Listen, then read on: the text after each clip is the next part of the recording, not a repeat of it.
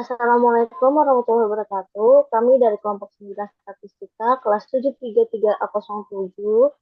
Hari ini kami akan melakukan tutorial mengelola data dari kuesioner dengan uji validitas dan reliabilitas, uji asumsi klasik, uji regresi berganda, dan uji hipotesis menggunakan aplikasi SPSS. Sebelumnya, perkenalkan saya Aidia Bungarinjaini Hodovianti dengan NIM 732401449. Saya Ditra Aulia dengan NIM 732400073.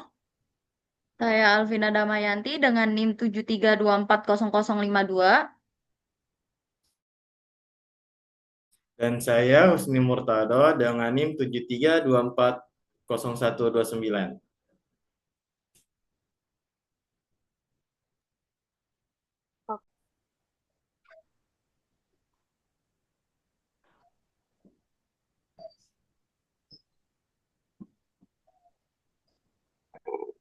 Oke, ini adalah data kuesioner dari makalah kita, yaitu pengaruh kualitas dan inovasi produk terhadap minat beli konsumen laptop Asus menggunakan metode analisis regresi linear berganda pada masyarakat umum.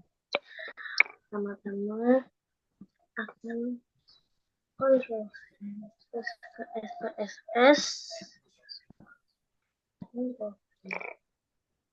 Terus jangan lupa untuk total X1. Selanjutnya bagian X2.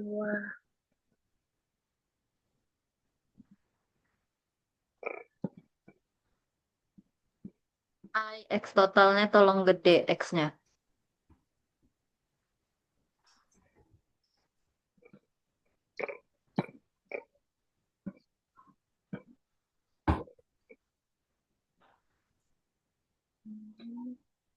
Y, kemudian variabel ini.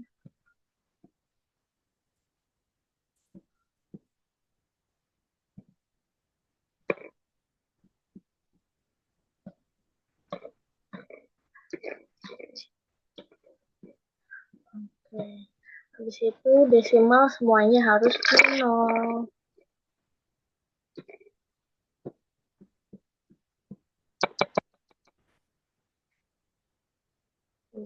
Like, oke.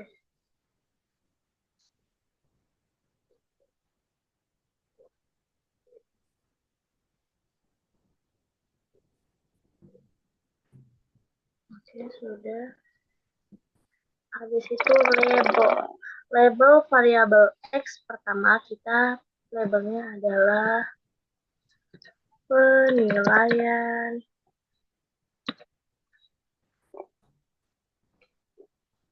kualitas produk.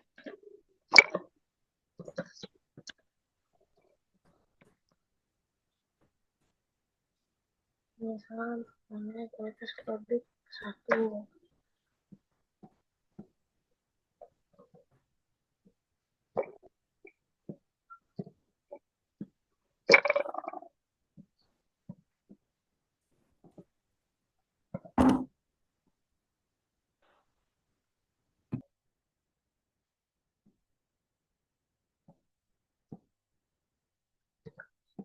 Nah, untuk total kami jangan lupa kasih total penilaian kualitas produk. Ini tinggal disesuaikan aja sesuai nomornya 22.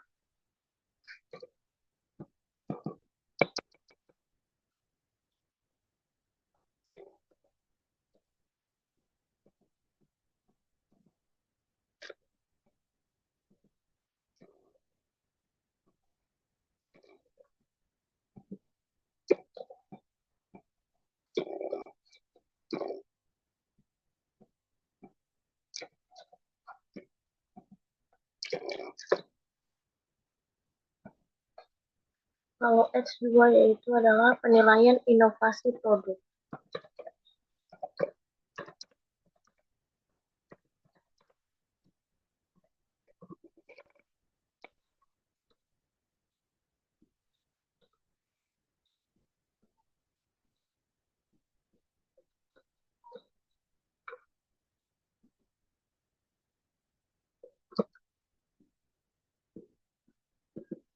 Untuk total, jangan lupa kasih total kemarin kasih 10.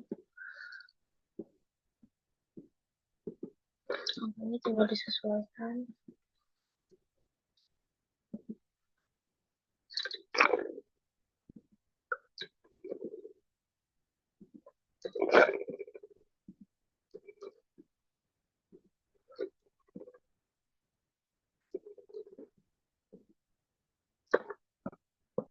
Yang terakhir variabel Y. Variabel Y itu adalah minat beli konsumen.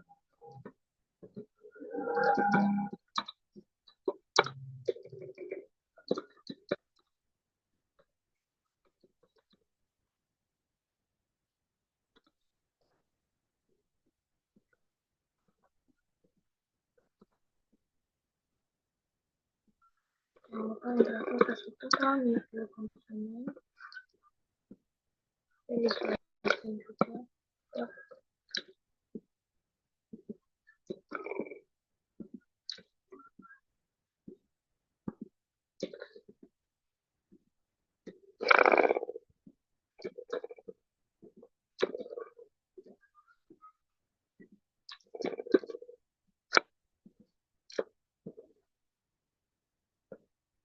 Habis itu value.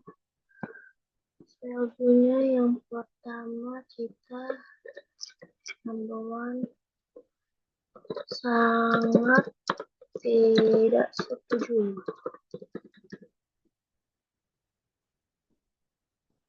Yang kedua tidak setuju. Yang ketiga netral. Yang keempat setuju. Yang kelima yang terakhir itu sangat setuju.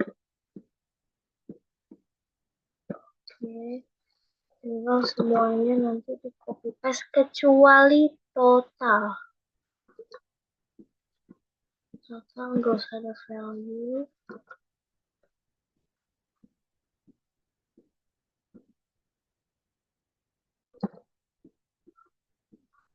Missingnya oke, habis itu measure-nya semua scale.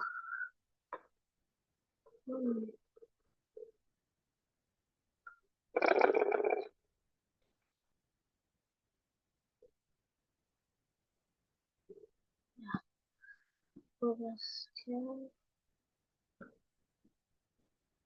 Lanjut kita ke data view. Ini udah jadi tabelnya, kita kembali lagi ke Excel buat ini dia. Copy paste angka-angka berikut.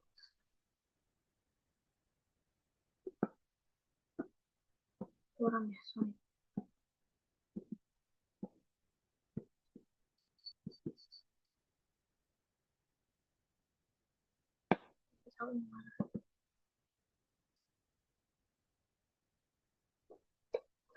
Ctrl C. Habis itu di sini salah.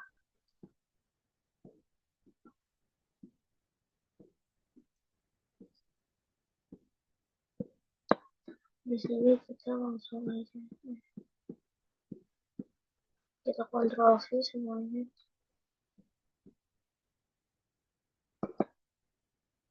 Oke.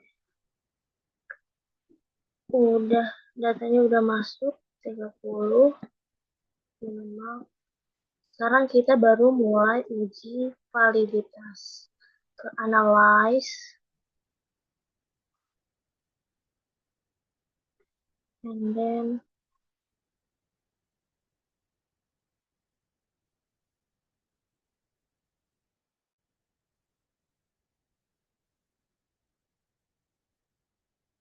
analyze, correlate, habis itu bifurcate.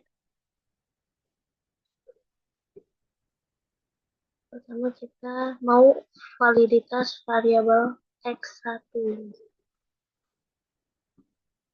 Oke. Di sini X1 semuanya valid, bintang-bintangnya ada. Lanjut kita ke validitas X2-nya. Correlate lagi, different. Kita reset dulu. Habis itu kita ke penilaian inovasi.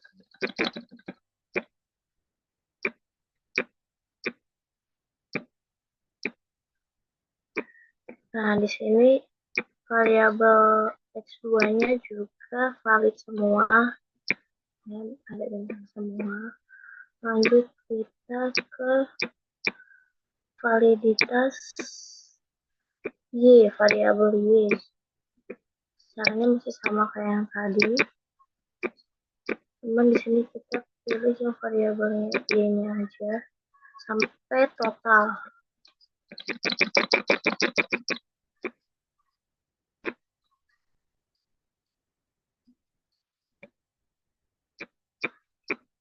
Variabel Y-nya di sini juga valid.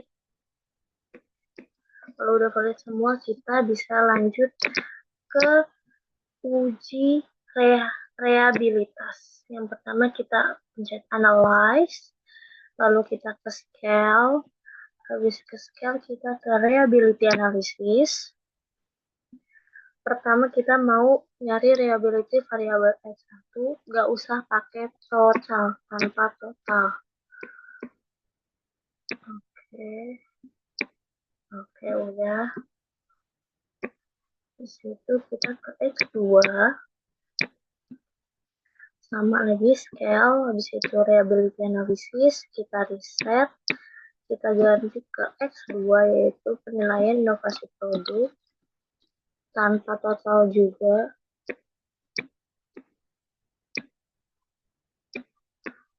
Oke, lanjut yang terakhir yaitu reliability variable Y. Scale.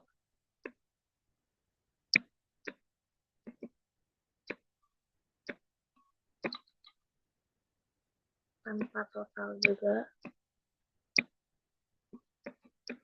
Oke. Di sini variabel X1, X2, dan X3 sudah uji validitas dan reliabilitas.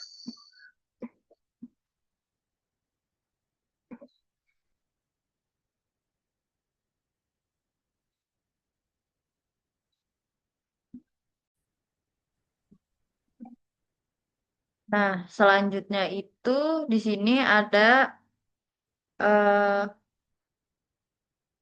uji asumsi klasik. Nah, uji asumsi klasik itu yang pertama ada uji normalitas. Kita ke analyze, eh, terus regression, habis itu linear. Nah, kita dependentnya kita masukin total atau Y1. Nah, buat independennya tuh kita masukin total X1 dan X2.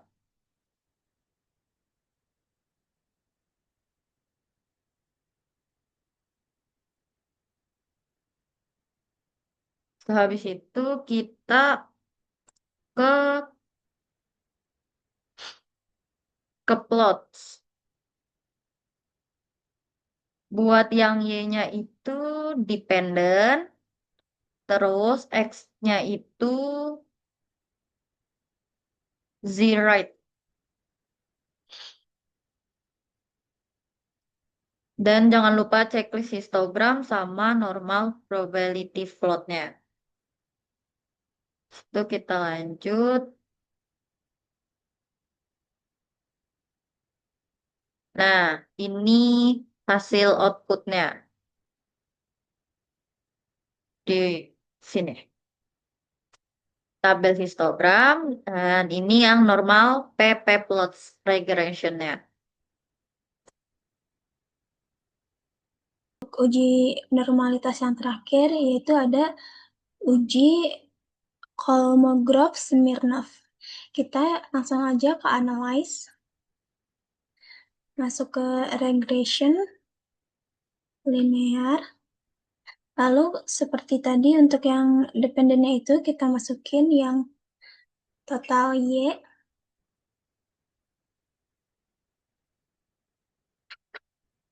Untuk yang independennya kita masukin yang total X1 dan X2.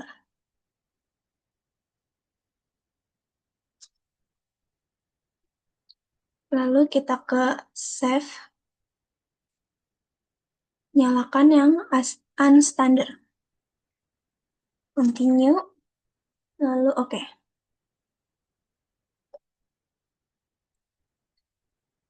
Selanjutnya, kita masih ada lagi. Langsung masuk ke analyze, ke non-parametrics, ke language dialog, lalu ke one sample case. Kita masukkan yang unstandard.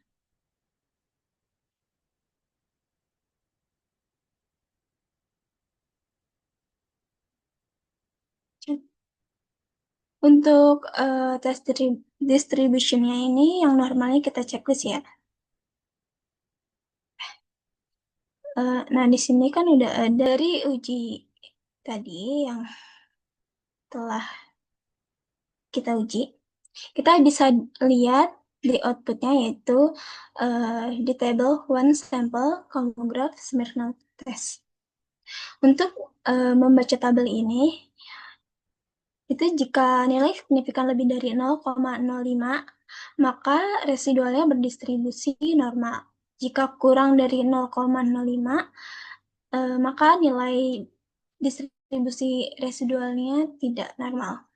Di sini bisa kita lihat di unstandardized residual yang paling bawah, kita punya nilai 0,200. Berarti dari data yang telah kita uji ini berdistribusi normal. Selanjutnya di sini ada namanya uji multikolinearitas. Nah, untuk tahapnya tuh di sini kita analyze. Selanjutnya regression, linear, terus sama kayak tadi dependennya itu Y1, terus independennya itu X1 dan X2. Selanjutnya kita ke statistik. Lalu kita checklist yang part and the partial correction sama co collinearity diagnostic. Nah, terus continue. Nah, oke.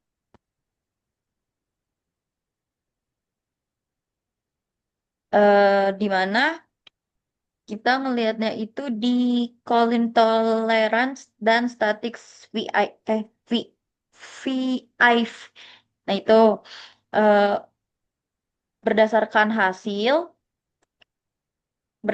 hasil uji ini dapat dilihat dari nilai toleransinya itu 0,673 untuk X1 dan X2-nya juga sama, ini 0,673. Nah, mereka berdua ini lebih besar dari 0,1. Kemudian untuk static V-nya ini hasil kita itu X1-nya dan X2 itu 1,485. Nah, dari nilai tersebut dapat disimpulkan bahwa tidak ada gejala multikoliniaritas sehingga tidak ada hubungan antara variabel bebas dalam mempengaruhi variabel terikat.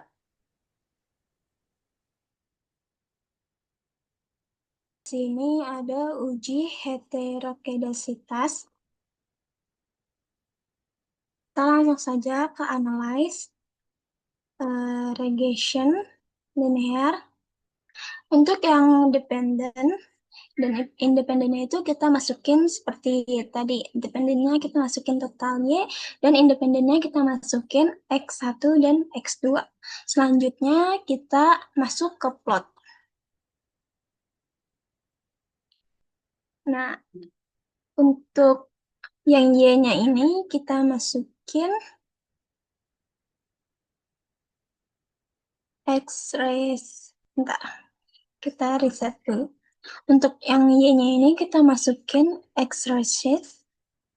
Dan untuk yang X-nya ini kita masukin zipred.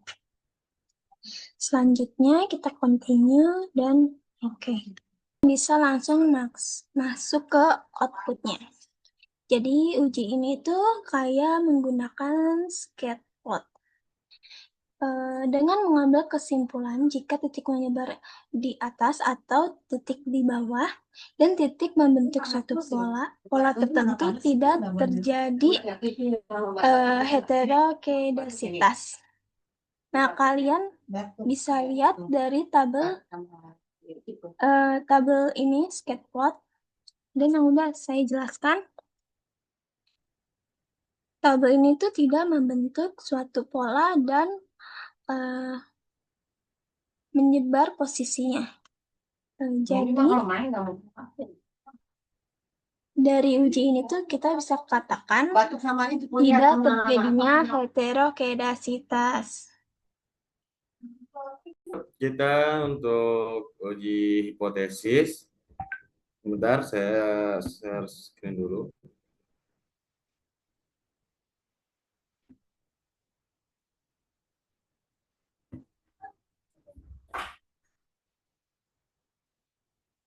Nah, di sini untuk uji T dan F, sebelum kita itu hasilnya kita ke analyze dulu, masuk ke regression, masuk ke linear.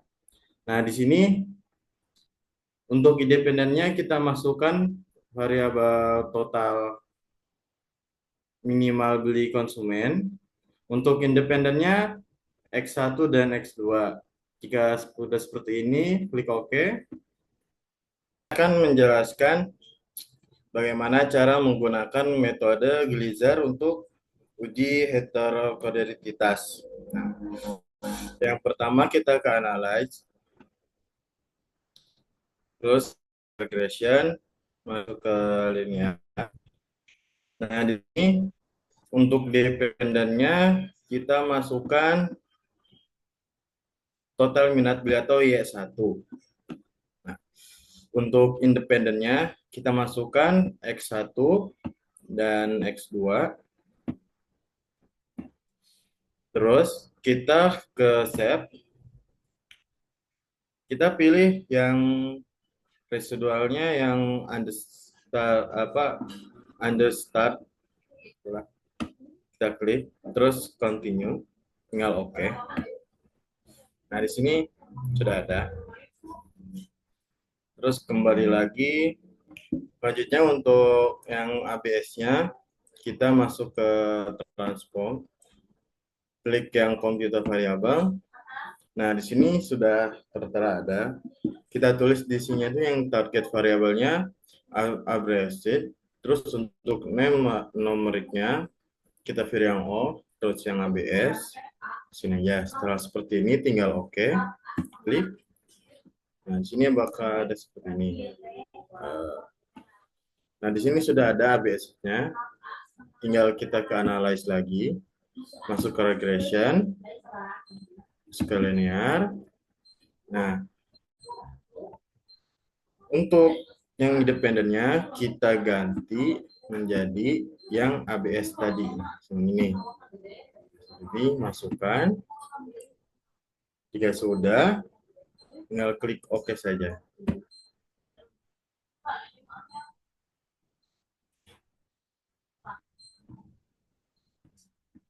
Bentar ya.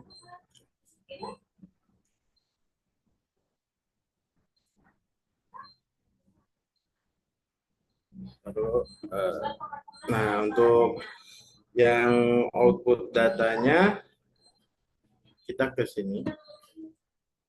Bentar ya, output datanya ke sini.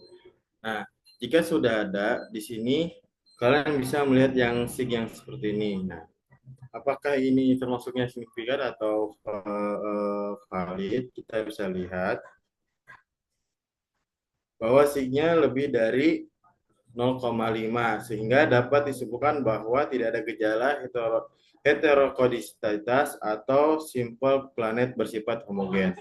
Mungkin untuk uji yang F-nya kita lihatnya di ANOVA. Nah, untuk melihat atau menghitung uji F-nya kita cuma mengambil yang ini, F ini dan sig ini. Nah, apakah hasil uji ini itu valid atau signifikan?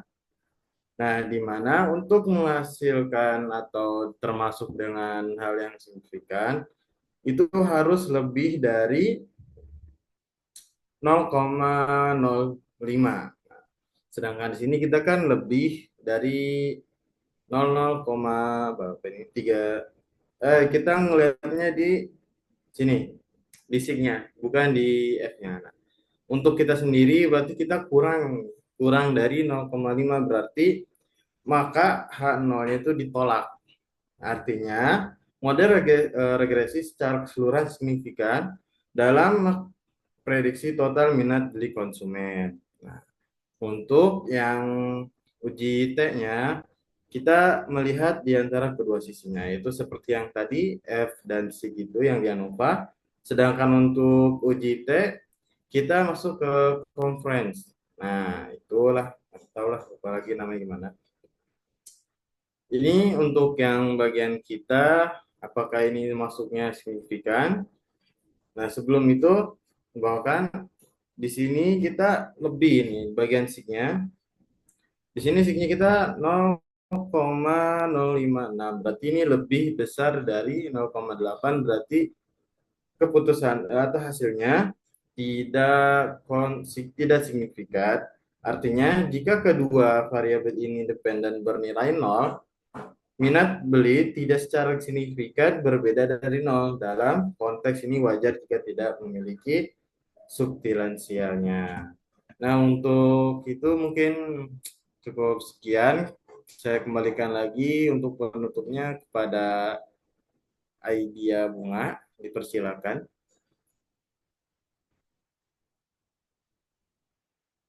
Kita tutup.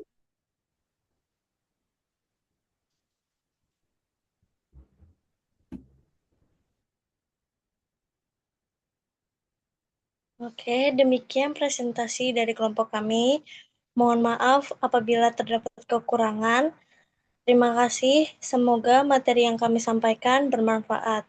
Wassalamualaikum warahmatullahi wabarakatuh. Izin.